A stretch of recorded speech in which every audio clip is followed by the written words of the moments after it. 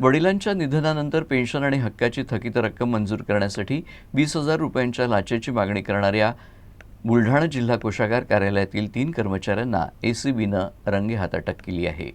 या कारवाईत एका बड्या अधिकाऱ्यासह 2 लिपिकांचा समावेश आहे। त्यामुळे शासकीय वर्तुळात खळबळ उडाली आहे।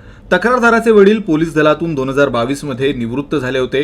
मे 2025 मध्ये त्यांचं निधन झालं। वडिलांच्या पश्चात त्यांचं पेन्शन लाभ मिळावा यासाठी तक्रारदारानं ऑक्टोबर 2025 मध्ये जिल्हा कोषागार कार्यालय बुलढाण्यात अर्ज केला होता। मात्र गेल्या अनेक महिन्यांपासून संबंधित कर्मचारी कागदपत्रांमध्ये त्रुटी काढून फाईल अडवून धरत होते।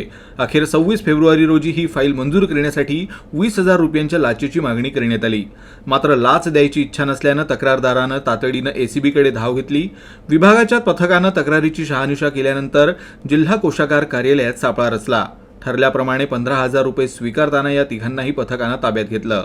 प्रवीण मोंढे अप्पर कोषागार अधिकारी, विनोद घट्टे लिपिक आणि जीवन काळे लिपिक या तिघांना ताब्यात घेण्यात आलं आहे। त्यांच्यावर गुन्हे दाखल करण्यात आले असून तपास सुरू आहे।